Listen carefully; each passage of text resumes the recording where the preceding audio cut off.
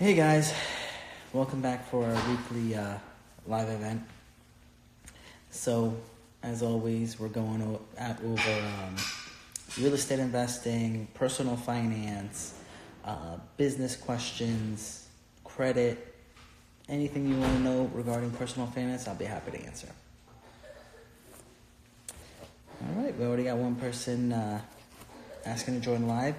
I'll accept the live in a couple of minutes. I just want to give everybody a chance to join the live event so they all can gain from the knowledge. How's everybody's week been?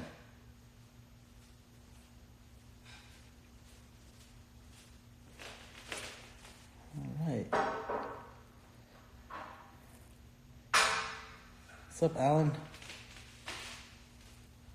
What's up, C? What's up, DJ? What's up, Gio? What's up, Ramon? Ramon's doing big things. Go follow his account. Awesome, Gio. Thank God. Big John, how do you diversify portfolio on top of real estate? All right, we'll answer that today too.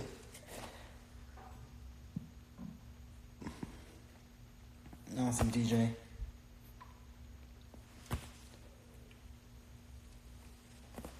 Father Kendricks, how are you?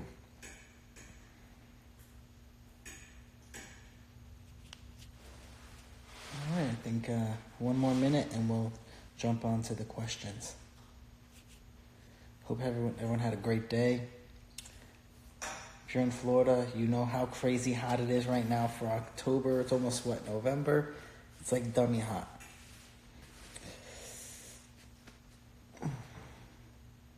I'm doing good, brother. I'm doing good.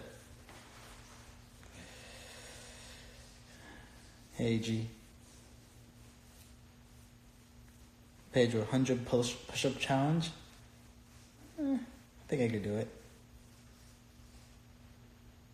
Saab says, still out here. George says, what's good, big dog? I'm going to be you for Halloween. That's funny, because I'm going to be you, George, for Halloween. That's funny.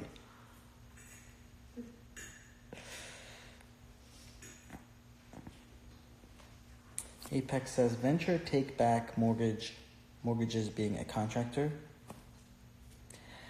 Some people do it when they're like older and they got lots of money. For me, I'm not like in a position where I'd want to do that. There's specific times that would be worth it, but in this market, it's not really worth it. So CJ says, snowed in Chinatown today. I wish it was a little cold over here. Big John says, how do you find people turn your Airbnbs? Why do you typically pay a unit? What do I typically pay a unit? Average price for an Airbnb cleaning is like $150 a day, and normally you pass that cost along to the person that is renting from you. So, but normally you might be able to get a better rate if you're having them do a lot of work for you. But if you need them to get over to your place ASAP, I'd probably pay them the better amount of money so they can do a good job and focus their energy on you. Pedro says, do you think the market will bottom out again? I think that we're going to get there probably in like a year or so. Post-election, most likely, there's going to be something to happen. I don't think the market can really handle what's going on right now. And I'll be able to answer more of that later. What's up, Celia?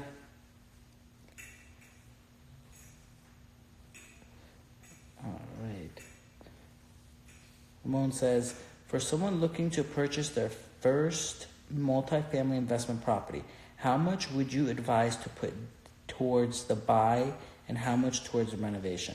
So if it's their first deal, they only have to put down 3.5% down. So for their first deal, that's why I try to encourage all of my followers, go for your first deal, make it a multifamily, because it's so much easier to do that, right? On your first deal with the 3.5% down.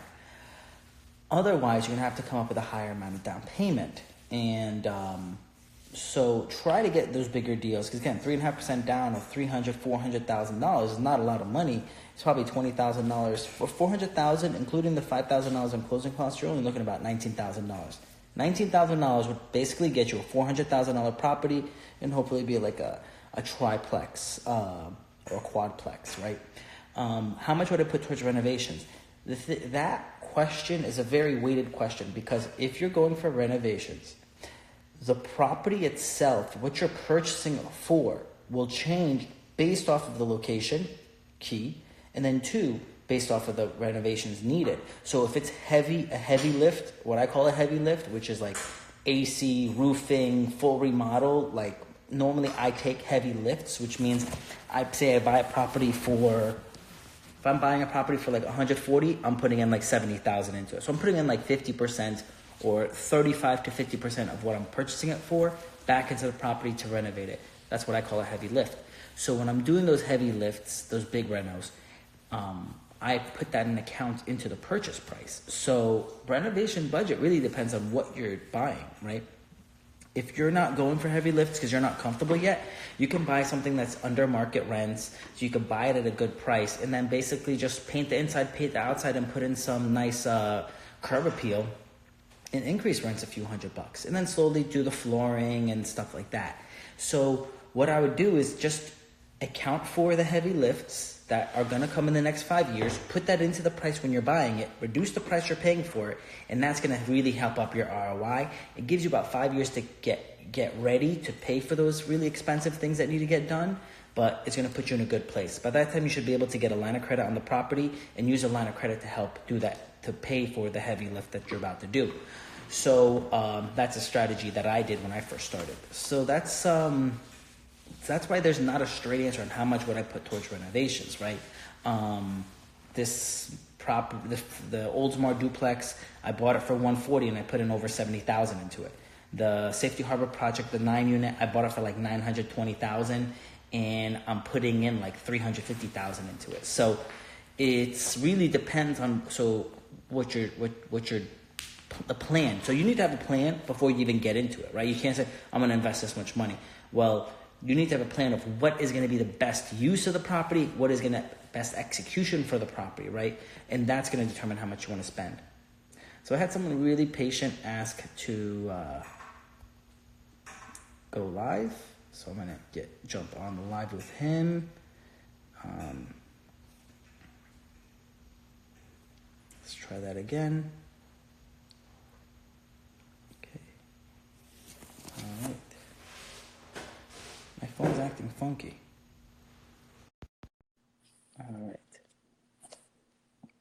All right, unable to join. Anybody else that wants to go live, definitely ask. And come on in. So Ramon said percentage-wise. So that's why I don't have a percentage because, again, the Oldsmar property was like over 50%. The Safety Harbor property is like 35%. Some properties, if you can get lucky, you can get in and be at like 5%. Maybe you just need to paint it, right? Like one of the properties I went in and I bought my the quadplex I bought in Dunedin. I didn't do like anything to it. I mean, literally nothing to it. And I instantaneously ranged everybody's rent $100 to $200 a month just because it was under market value and the existing owners just didn't feel like raising the rent.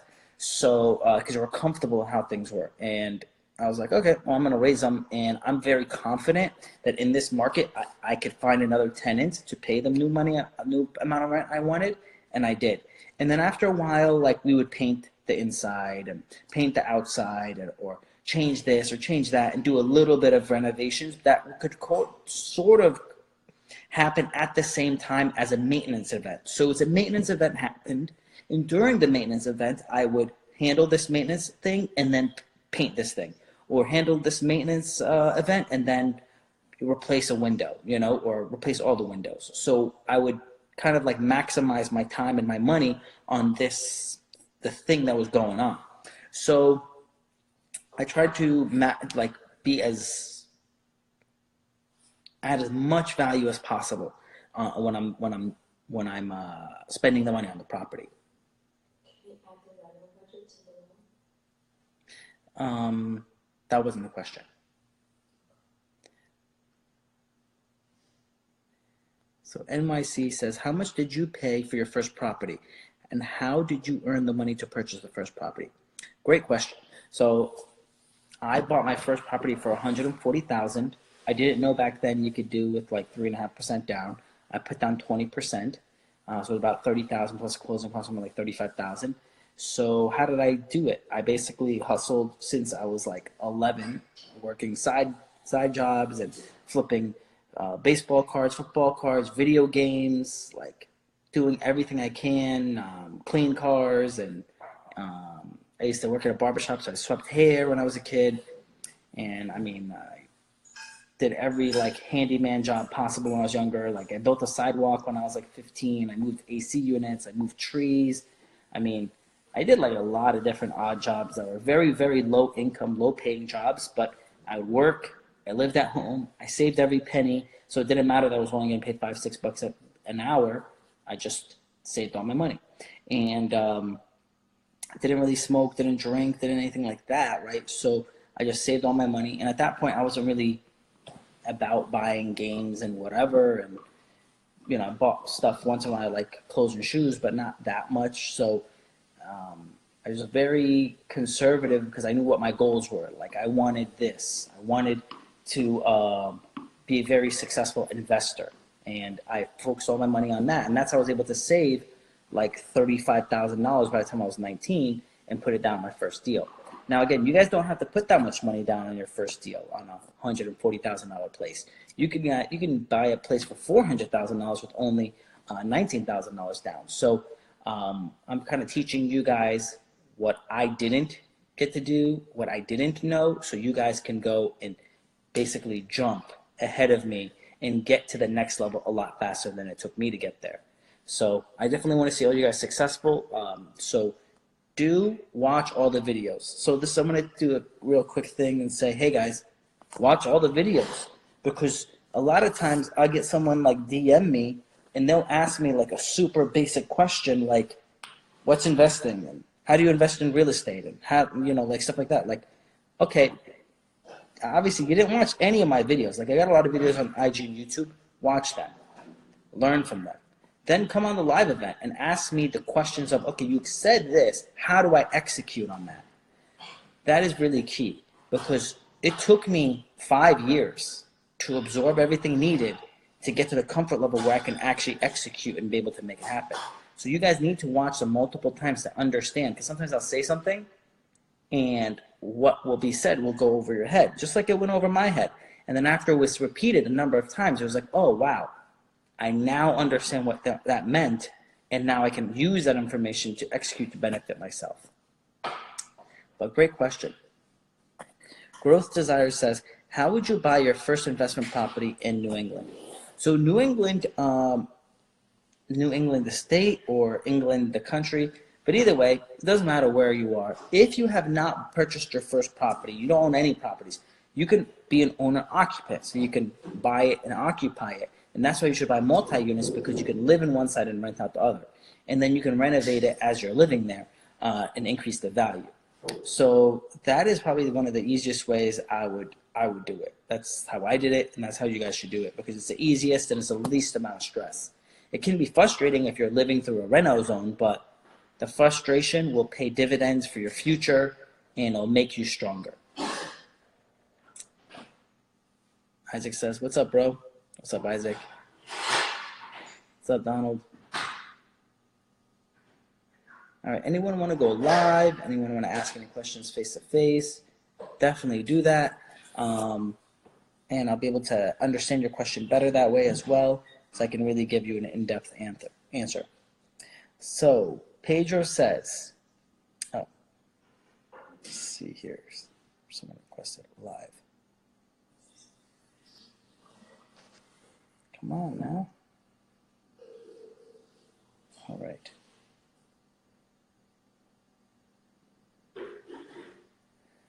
All right, let's see what Dr. Chris has to say. All right, Dr. Chris isn't available. Let's see who's available. All right, let's try this again.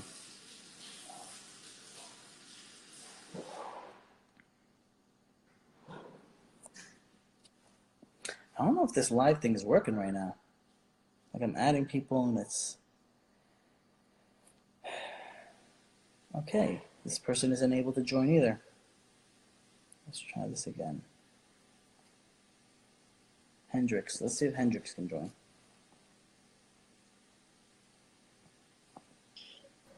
Hey, how's it Hey, what's going, up? boss? All right, it's working. All What's up, right, bet. Hendrix? What's going on, man? So I'm 18 years old, and like Awesome. I'm trying to like really really trying to grow myself. So like you talked about since you're 11, you've been saving up and stuff like that. But like that's not really a possibility for me right now. So I'm trying to figure out if over the past years, if you've learned like any type of like investing strategies or something that like can help me build to get a goal of 20,000, 30,000, 35,000 in a set amount of time while I'm able to do that. So let me say this. And this is not me saying this. This is every investor in the past has said this, and I'm going to repeat basically what they're saying, right? I'm not reinventing any wheels with a lot of stuff I'm teaching you guys. I'm just teaching you what I basically learned from them, which is if you can't save $1, you can't save 10. You can't save 10, you can't save 100, you can't save 100, you can't save 1,000. So let's get that right from the get-go. So if right now you're saying, I can't save, the first thing you need to do is figure out why and change that. Whatever that why is, right? Eliminate My those rent's variables. too high. Go into a cheaper place. My car expense is too high. Try to get into a cheaper car. That's still good quality. Whatever that why is, change it. Me and my friends go out all the time. Change that. Whatever that why is, you gotta change it because most people, okay, 2016, about half of the country couldn't meet a $500 emergency. In 2018, 75% of the country cannot meet a $400 emergency. The economy has been good. It's not been bad. There's jobs available. So they can't say the economy's bad, there's no jobs, there's no whatever, right? Like, don't get me wrong. It's very easy to spend money. I know it. So I understand it's hard. But what we got to understand is no matter how hard it is to like not eat that bread, right? If you're trying to lose weight, or that chocolate, or, I like to drink. So part of the reason why I'm not losing a lot of weight because I'm drinking on the weekends with my buddies. So, but when I was competing and I had a goal, and my goal was I wanted to win states. I wanted to go to nationals. I wanted to win. I decided, look, I'm not going to eat for years. I'm not going to drink for years. And I sacrificed so I can get to that level. So going from a guy that had nothing, poor, no one gave him money, to be able to do investing, I had to learn sacrifice and patience. Going from a guy that has petite parents and are not strong to being state champion powerlifter and becoming 10th in the nation in powerlifting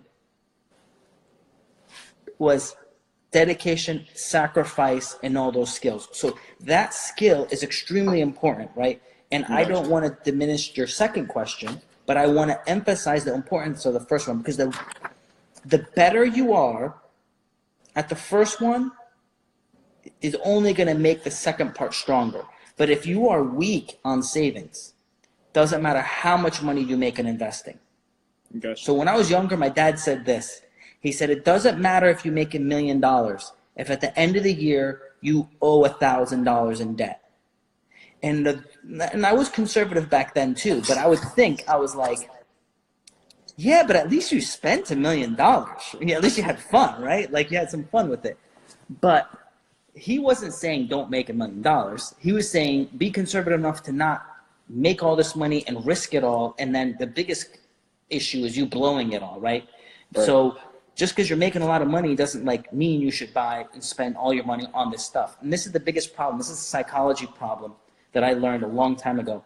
And this is it's been written about multiple times. And the psychology is this, is that the average American, when they make, say, $1 an hour increase, $1 an hour increase in pay is a $2,000 increase in salary a year, right?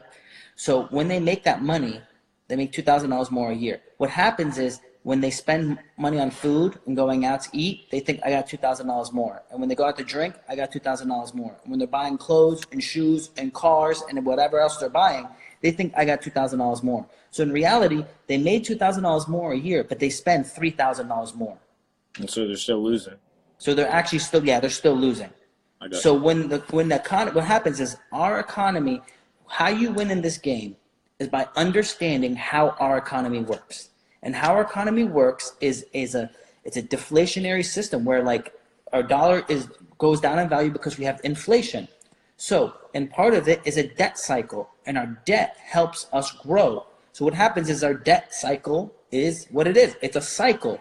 And we're coming towards, I'm not predicting the future like as if something bad's going to happen because I want it to happen. What I'm doing is I'm saying we live in a cycle system where there's debt.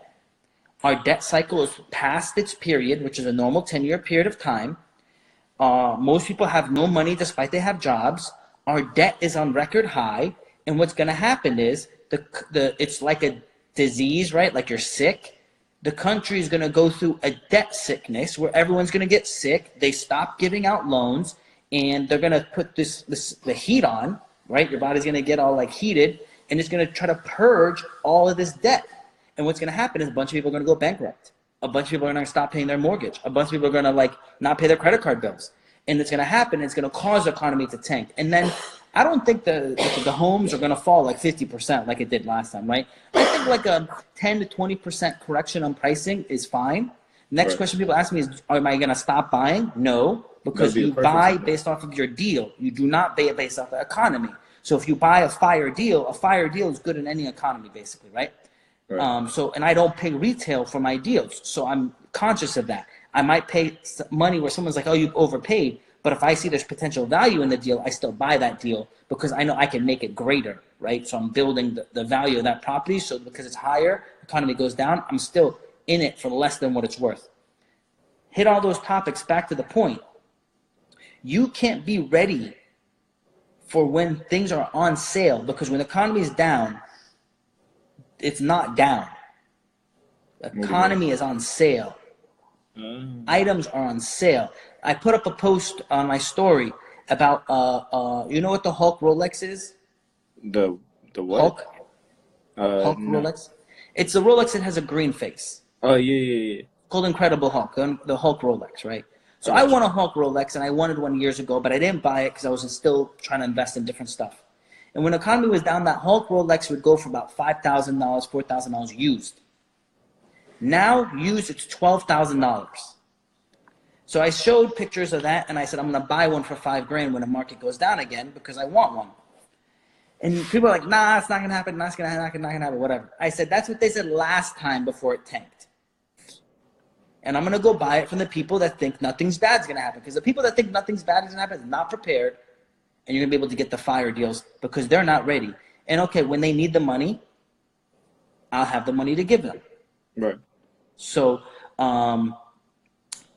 my point is, for all the people that are following me, I want you to be prepared. That don't be surprised when something bad happens. Just understand it happens. Be prepared for it, and just don't be freaked out when it happens. So the point is this: you must learn how to save. Figure out where it is you can start cutting some of the fat, and just shave it back. And the stronger you get on that, the better it's going to be. Now from there, you take your money. You can invest it. Now be careful. This is another warning, because as Warren Buffett said, the most important thing for you to do is not to lose money, not to lose principal.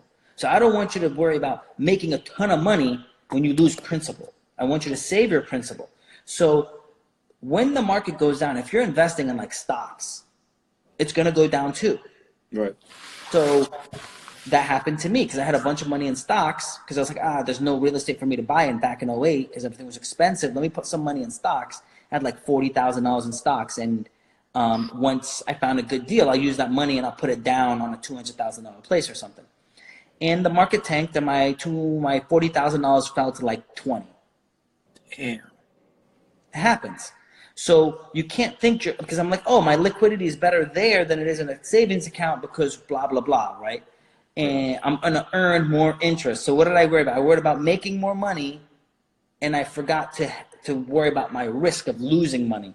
So I ended up losing 20 grand on that. So, but what did I do? Most people sold because they freaked out because the market was going to go down more. I wasn't freaked out the market was going to go down more. I would have bought more if I had more cash, but I didn't because I put most of my money into stocks and then real estate and whatever. I ended up selling the stocks for a loss because I turned around and used that money to buy more real estate because I knew I can get more out of a real estate deal than a stock market. So again, part of understanding what's going to happen and accepting, hey, shit went wrong. There's nothing to cry about it. It's time to push on, move forward, and do the best with the hands you're dealt. Like, it doesn't matter the cards that you have in poker. It matters how you play your hand in the game. So how are you playing your hand is what matters. So what I'm being said is my most important thing is be careful and save your money. Don't lose your money, right? Don't lose it by overspending, and don't use it by like investing in something speculative that's going to tank, right?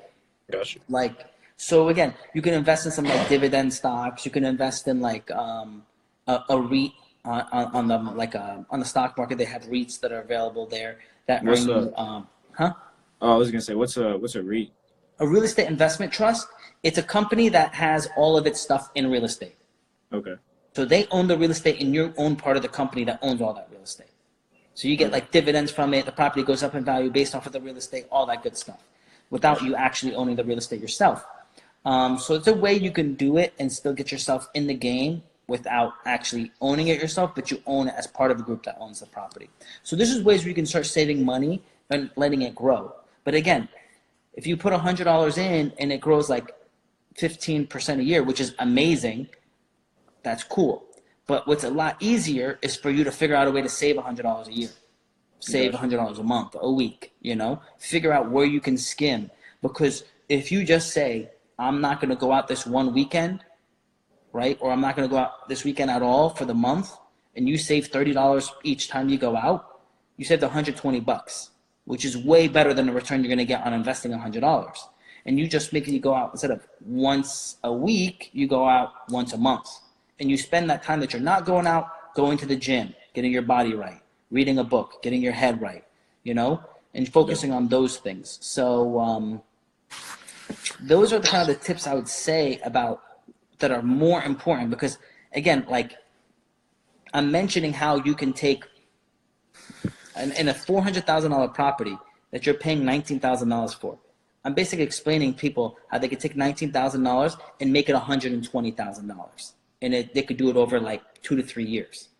But that's something you get to do once you have the foundation right of savings. Because the other problem is if you don't have that right and you get lucky and this works out and you make the 120, believe me, people blow the 120 and they end up they're in that cycle in '08. They all go bankrupt and then they can't do nothing for 7 years. So when everything's on sale and they can buy in cheap, they can't, because now they're gone bankrupt. They have no credit to buy anything, and they put themselves they're like, shit, I wish I coulda, shoulda, whatever, and it's too late.